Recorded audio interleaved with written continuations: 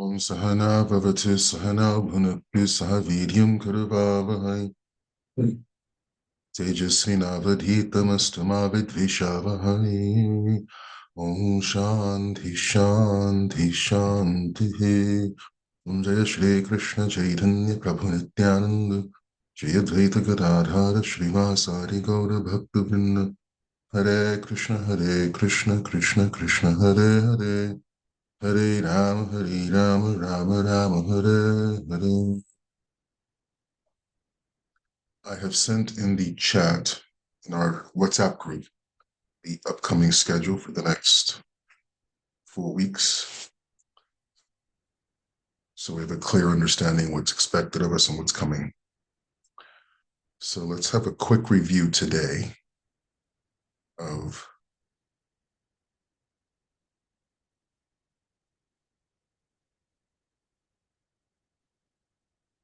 what we've covered so far.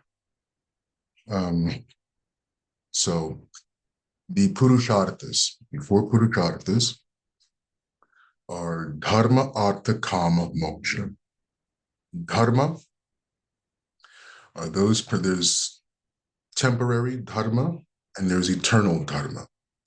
Temporary dharma is kshetra, deals with the field, means our material reality, our society, the body we have, the culture we have, the families we grew up in, social responsibilities, so on and so forth. Then there is eternal dharmas. This is Sanatan dharma, also called Nitya Dharma, Jaiva Dharma, various names. It means the eternal Dharma. This is relating to our spiritual nature as spirit beings, as Jiva Bhuta, as spirit beings. So there's Dharma defined in that level. Temporary, eternal. What it boils down to in this context is Svadharma. Who are we, both what are our material, temporary reality, body, culture, so on and so forth, as well as our spiritual essence as spirit beings. When all that comes together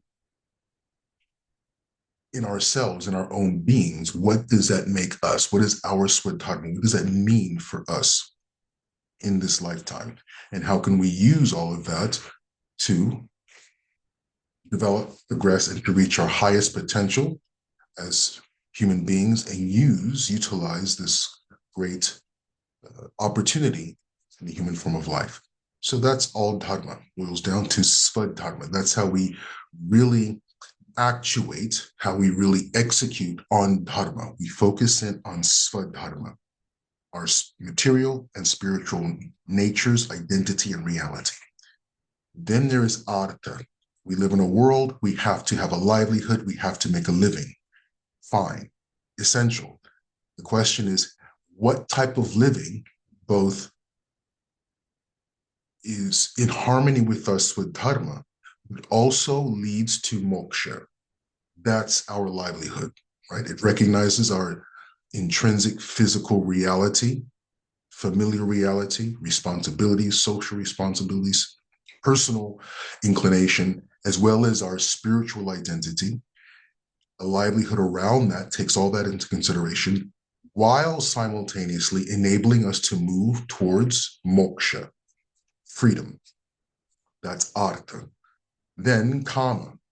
Kama is we have a material body, and the material body has impetuses, has needs, cravings, right? We crave to taste, we crave to eat, we crave to experience this material reality in a way that is satisfying. No one wants to experience pain and displeasure. How do we do that? Taking into consideration the unique body we have, right? We have a different body from the one next to us, right? While also making sure we can still progress towards freedom, towards moksha, right? How can we live in this body, deal with the desires and impulses of this body, while simultaneously moving towards moksha? How do we do that? That's all. That's kama. Then there is moksha itself. What is moksha? Moksha means freedom. Freedom in this body, in this life, jivan mukti, by being free from the control of the Arishad Dwargas, Kam, Krodh, Lobha, Moha, Mada, Matsari. Now, remember the Arisha Dwargas, these six, calm, crowed, so on and so forth. These are the base of which all other obstacles, anarthas, arise, right? Attachments, all these things come from, this is just, we're putting the term Arisha Dwargas, calm, crowed, just to put it all in one single basket, right? So it's basically to become freed from the control of prakriti, material nature, all the impulses of material nature. It doesn't mean negating or denying. Very, very important. It's not pretending the wild horses don't exist. It's learning how to tame and utilize those wild horses so that we can experience freedom, right? So that's Jivan Mukti. And then moksha beyond this life, after death. That moksha is how do we exist outside of this material body in a different time, space. Now, whether you call it Brahma Nirvana, where we merge into the Supreme without individuality, fine, or whether we call it Paramdhamma, where we have relationship with the Supreme. Either way, that is experiencing moksha, even experiencing relation with the Supreme. That's even beyond just the experience of freedom. It's an experience of a loving relationship. But in order to experience a loving relationship, there must be moksha, right? If we're not free from Kam, Krodha, Lobha, and so on and so forth, how can we possibly exist in a relationship of bhakti? So these dharma are the kama moksha. This is the view through which we begin to lead, or helps us to lead, a successful life. Now, this dharma artha kama moksha does two things. It allows us to begin to see the Gita in ways that are applicable to our own life. Let me back up a little bit.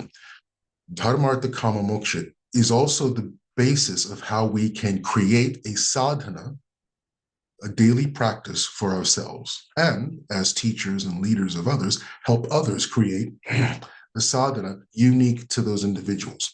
Let's use ourselves for examples. Dharma. What does this mean to create a daily sadhana based on dharma artha kama moksha? Dharma. What is my swadharma? I have to take time to recognize my strengths, my weaknesses, based on my physical reality. Added to that, recognizing my spiritual identity as Jiva Bhuta. And that spiritual identity that of Jiva Bhuta manifests uniquely within each of us, because we're all unique individual spirit beings. Krishna clarifies this very clearly, clarifies this very extensively in the second chapter, right? So we're unique spiritual individuals. So that unique spiritual identity manifests through how or to what we aspire, right? We talked about this, called Nitya Dasa. Nitya Dasa is this principle of looking up to something or someone, an idea. That Nitya Dasa, that is a spiritual characteristic or attribute that is within all Jiva Bhuta. It is, in fact, a defining differentiating characteristic between Jiva Bhuta, the living entity, and the Supreme, between Jivatma and Paramatma. Paramatma is not Nitya Dasa. Paramatma, the Supreme, does not aspire to something higher than itself, right? There's a defining, differentiating characteristic between Jivatma and Paramatma, the Supreme. This Nitya Dasa, the aspiration of looking up. Every single person, no matter how great they are in this world, we know, we see, they even express that they look up to some idea, person, something. That is the spiritual impetus of Nitya Dasa manifesting. But it manifests uniquely, right? It can be perverted. Someone looks up to all kinds of foolishness, right? The whole TikTok trends and, all these kind of celebrity. We look up to morons, forgive me.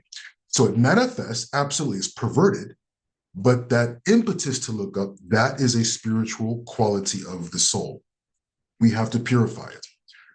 That's all in Swadharma, recognizing to what am I looking up to? Why am I looking up to a knucklehead rather than Supreme? We have to address all that. That's so we build a sadhana based on understanding what do I need to do to understand my Swadharma. That can mean going to courses, self-study, talking to friends, dealing with, that's what a guru is to help a person do, right? A cool guru or what have you. How do I recognize, identify all of who I am and live accordingly in a way that leads towards moksha? What is that sadhana? What is that daily practice? Let's go to artha. I have to have a livelihood. What livelihood can I engage in to take care of my family, my own personal needs, so on and so forth, while at the same time being true to my swadharma and moving towards moksha? We have to then begin, it may involve going back to school. We recognize I have to have a livelihood. These are the types of livelihoods I should engage in. I may have to go back to school. That's artha. That's a daily sadhana. Going back to school, studying or taking a profession, getting certifications, that's artha. And that's the sadhana involved in that. Then kama, recognizing I have a material body with these impulses. How do I deal with it? That may involve taking up some kind of exercises, if there's some physical ailments, if there's some intellectual or emotional health issues, dealing with those. That's kama, right? Daily exercise. I know Prabhupada, the founder of the Hare Krishna movement, he in the early 68, 69, he had a health scare and he took up walking every morning. In fact, his walkings then later became signature aspects of his daily routine. He would have morning walk where hundreds of his disciples would go on morning walks with him, and he would share Bhagavad Kathas and Vedic teachings. That's, in a way, kama. That's dealing with the physical reality of our body, our mind, and our intellect, and doing what's necessary to keep our body, mind, and intellect healthy while taking into consideration the needs, the impulses, and mastering the body, mind, and so on. That's when we build a sadhana based on those realities. Then moksha. Moksha is freedom, starting with the Adisha Dwaras. How do I master? How do I live? I'm pushed towards anger in this way. I'm dealing with jealousy over here. I'm dealing with arrogance here. What types of sadhana will help me master those impulses, those energies? And then swadhyaya, study of what is my belief, what is my understanding of the supreme, the afterlife. Very important. Krishna spends an entire chapter of the Bhagavad Gita. Shraddha Traya Vibhaga Yoga, right? What is my belief structure? What is my belief system? What is my worldview on spirituality? What is my worldview on life after death? Do I believe there's life after death? Well, let's even start there. Of course, we all do. We would be studying the Bhagavad Gita if we didn't. But understanding our Shraddha, understanding our worldview, our belief structures, and then developing a sadhana based upon that. So this is how we can actually tailor a sadhana based on our unique individual nature, from dharma, artha, kama, moksha.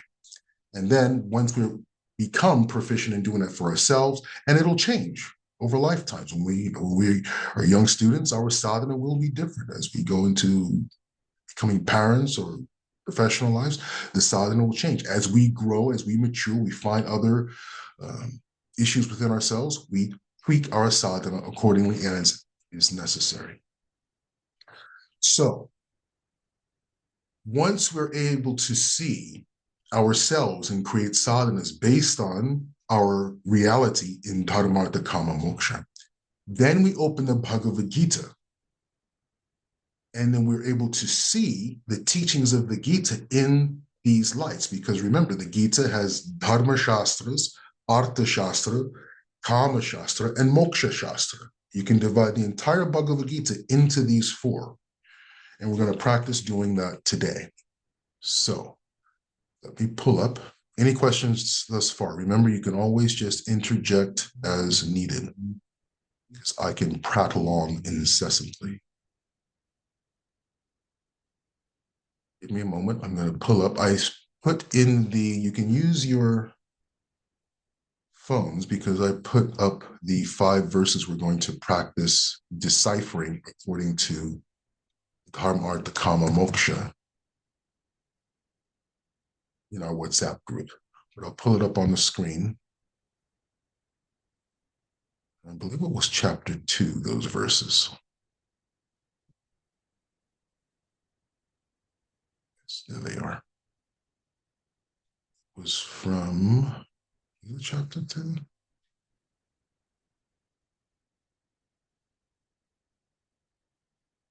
Pardon me, just a moment here. Yes, it was chapter 2. Starting from text 68. All right, so I'm going to put this on the screen.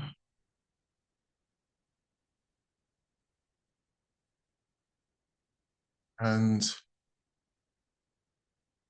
read it, consider it, just the translation, not the commentary by Prabhupada, because that kind of gives it away. I want to practice ourselves.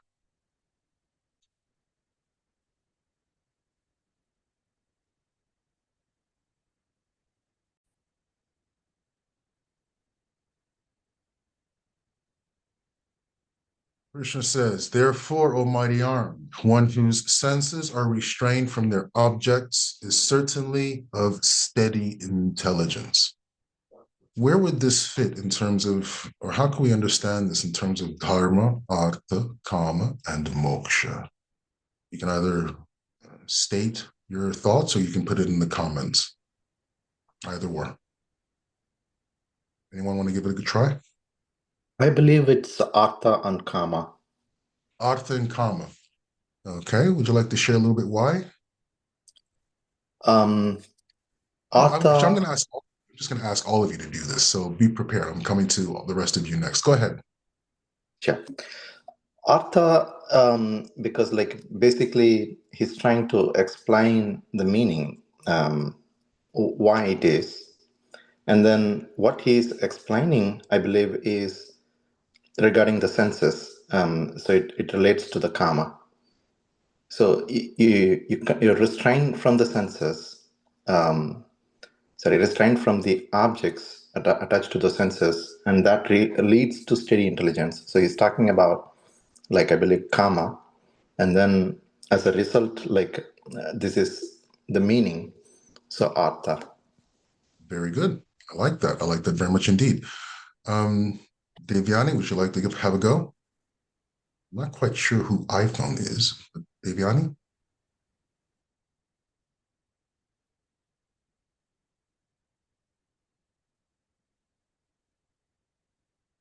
Devyani, can you hear me?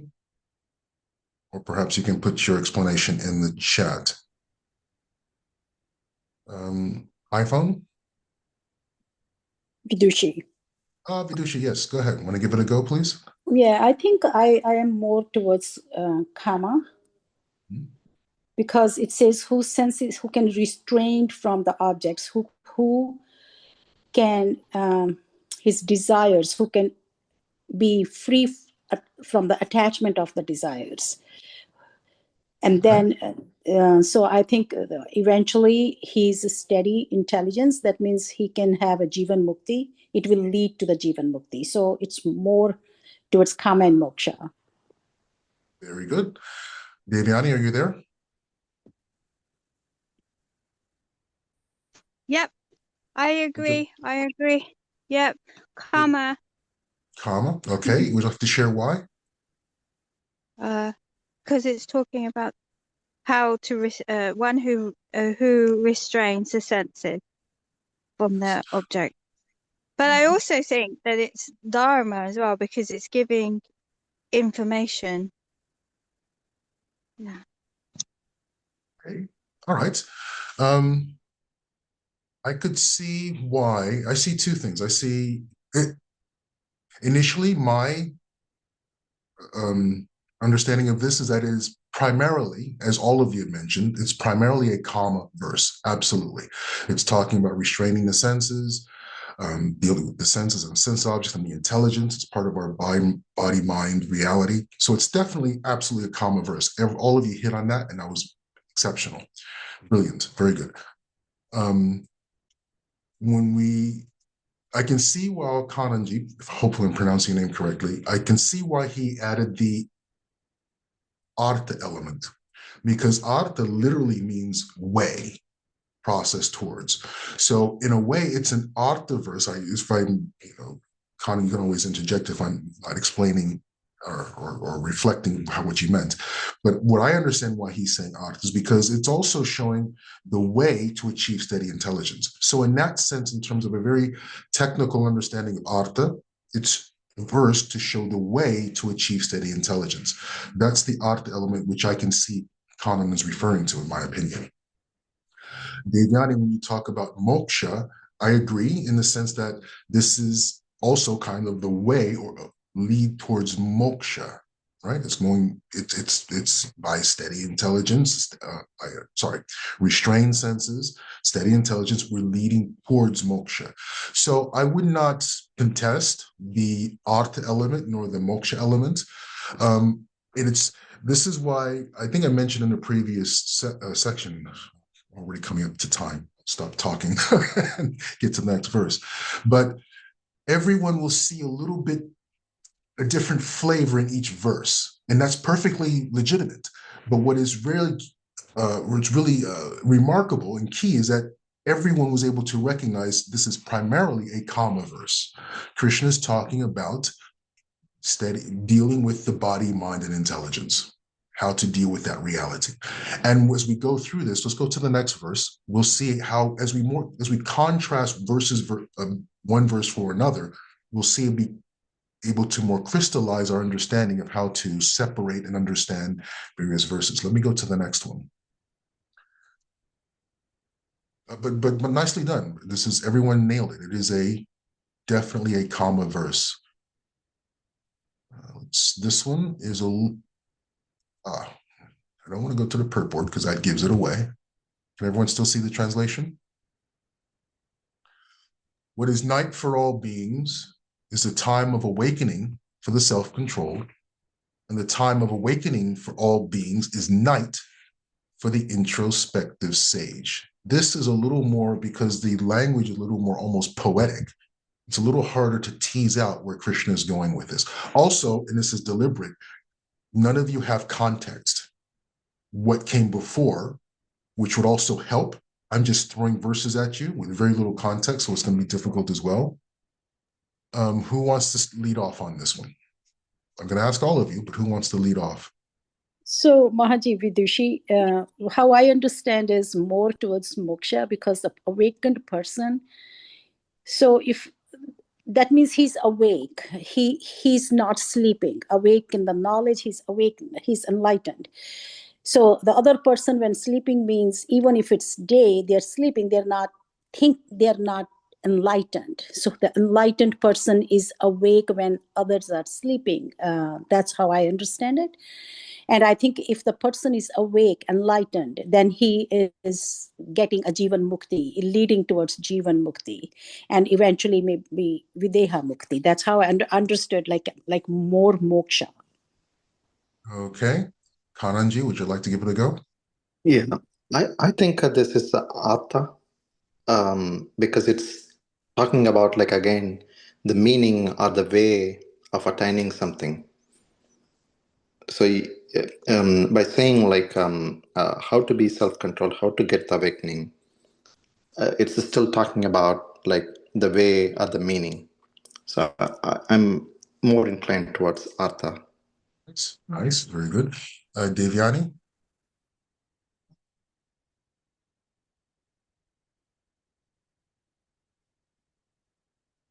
Sorry, I can't hear you. I can't. I'll come back.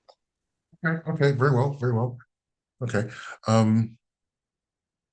In the previous verse, Devyani mentioned she saw some dharma in the previous verse, and I wanted to touch on that a bit as well. And I understand why she saw a bit of dharma, because dharma is always talking about almost the overall or the basic foundation of how we need to exist in this world. So in the previous verse, when he talks about how we have to restrain our senses, that is a basic tenet of dharmic life, to be restrained in our activities, to be restrained in, to master our senses. So I do understand why she saw also the dharma element in that verse. Doesn't negate all the others, but it's just something that she highlighted, which is actually quite good. Let's come to this verse.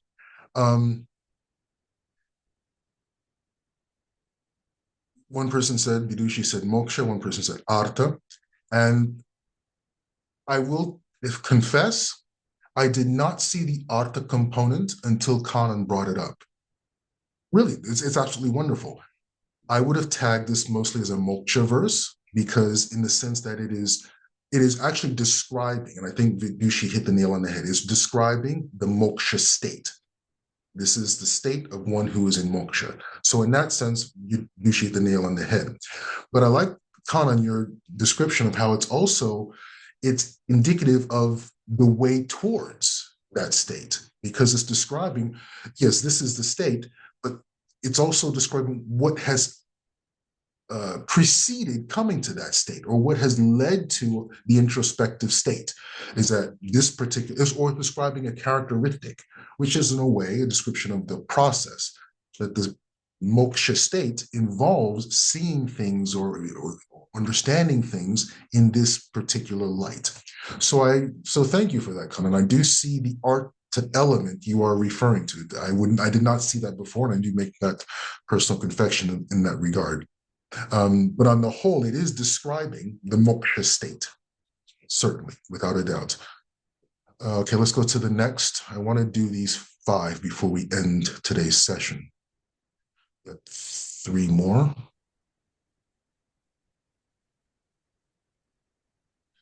A person who is not disturbed by the incessant flow of desires that enter like rivers into the ocean, which is ever being filled but is always still, can alone achieve peace, and not the person who strives to satisfy such desires. Take a moment, and Devyani, if you can hear us, you can lead off on this one. Yep. I think it's a moksha verse, but it's also talking about karma. I'm kind of in the middle of something, so sorry. Okay. A moksha verse touching on with some karma elements is what Devyani describes. Vidushi, would you like to give it a go? So I agree with Divyani. I think she's right. I took more karma leading towards moksha. Like karma, he's not disturbed by the flow of desires. He has the desires, but he's not attached to the desires, and he's flowing with those desires in the ocean without any attachment. That means more towards karma, and then leading to the moksha. Very nice. Kananji? Yeah, I also agree. This is a moksha, but through the karma. It's a more moksha and through the karma. Yeah. Yes, absolutely. Exactly. It's a moksha verse, but it's talking about the karma process. It's moksha karma almost equally in that sense. It's, of course, the Sanskrit gives away sashantamapnotina karma kami, but it's describing what happens through karma. Moksha is what happens. So very good, excellent. Let's go on to the next one.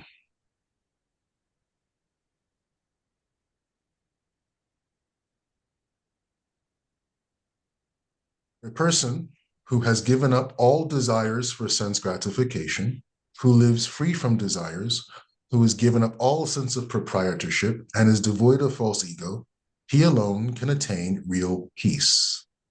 Take a moment, and then Kanan, give it a go.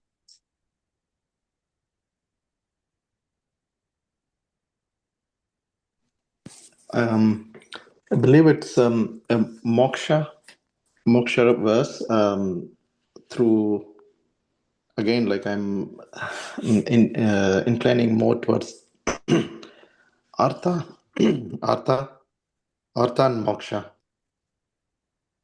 Okay, very good. And let's go to Vidushi. I agree with him, Kenan. I think it's more moksha for me because the person is living lives free from the desires. So he has already got the freedom from Arishdvargas. So once you get the freedom from Arishdvargas, you are already into Jivan Mukti and Brahmbhuta state, which is kind of moksha state and kind of which will lead you towards Videha Mukti. So that's how I understood it.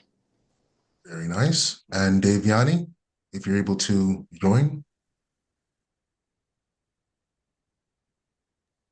I think she dropped off. No longer in the meeting. Okay. Maybe she'll read. Oh, yeah, I see. There's only 3 participants now. Okay. Very well.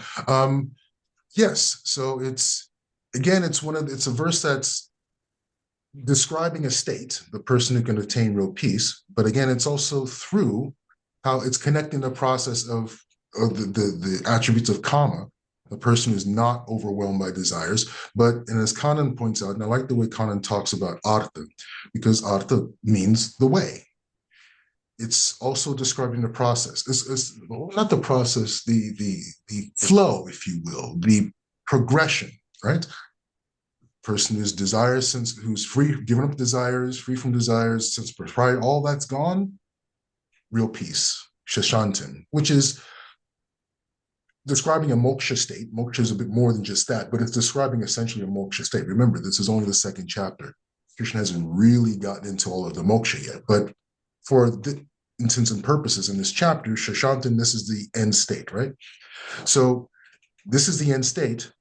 And these are the sequence of events, if you will, the artha that leads to that. Absolutely. So I do see Kanan's identifying the artha nature of this verse. And let's go into the last. Oh, we're running out of time here. I did want to talk a little bit more on artha, but let's go here.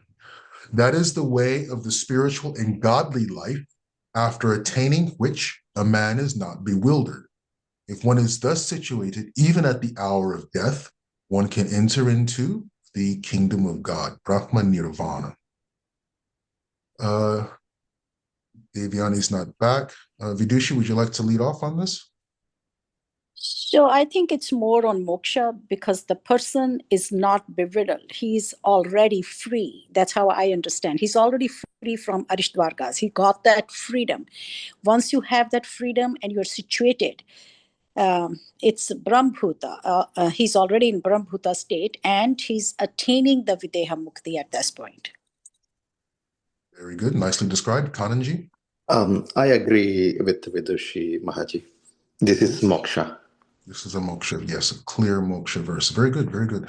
I want to just touch on quite quickly, then we'll end on artha. Artha, as Kanan is bringing up quite brilliantly, I might add, means the way, how the process to achieve, like artha in terms of livelihood. How do we live? How do we gain what is necessary to live this life? Literally money. it's nothing to be ashamed about. We need to earn a livelihood. So that's the process by which we are able to succeed in life, through earning a livelihood. That's the process. In the context of the Purusharthas and in relation to the Bhagavad Gita, we want to specify or focus on how artha, the way, particularly as regards to livelihood, all right? Because remember, the Bhagavad Gita is Krishna's talking to Arjuna on a battlefield. This is an issue, really, the entire issue is really steeped in artha. This is Arjuna's livelihood. This is Arjuna's life. This is everything about the most, not necessarily the most important, but at this time, it's the most tangible aspect of what he's going through. This is his livelihood he's talking about here. So we have to, when looking at artha, let's always make sure we're all understanding also in the terms of not just the way of achieving and moving towards moksha, but also add the element of the livelihood aspect, because that is central to where the Bhagavad Gita, the context in which the entire Bhagavad Gita is taking place. This is Arjuna's livelihood. He needs help here. Very, very nice. Excellent. We'll do this exercise a few more times as we go along. Next class, we will go to, you saw in my message that we have 2 more parts in Tridarshana, this 3 viewpoints of studying the Bhagavad Gita. Next week, we'll be going on to Siddharana Dharma, which is the second aspect. Okay, any questions? Otherwise, we'll end here and carry. I'll send up all the PDF, the handouts, and everything, so you have notes upon which to look at this session. Om Sahana Bhavatu Sahana Bhunaktu Saha Viryam. I'm sorry, were there any questions? Om Sahana Bhavatu Sahana Bhunaktu Saha Viryam Karuvavahai Tejasvina Vadhitamastu Vidvishavahai. Om Shanti Shanti Shanti. Om Jaya Shri Krishna Chaitanya Prabhu Nityananda Shri Advaita Gadadhara Srivasari Gaura Bhakta Hare Krishna Krishna Krishna Hare Hare Hare Rama Rama Rama Hare Hare.